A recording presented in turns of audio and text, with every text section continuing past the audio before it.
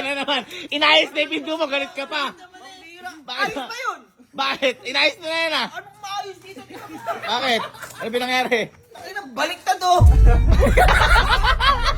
Malalaki yan! Kailangan ataboy talaga tayo ali.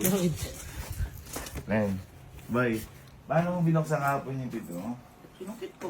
Dahil, Ayaw mo ibigay susi eh. siyempre kasi baka madamay ako, di ba? Oh, nagbibigay na lang nga.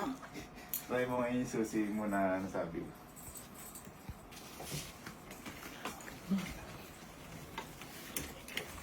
Try mo. Ba't ayaw? Ha? Ayaw. Hindi pala yun yung susi mo. Ano? Pinagalitan pa ako ni mama dito? Di tama lang na binasag ko yan?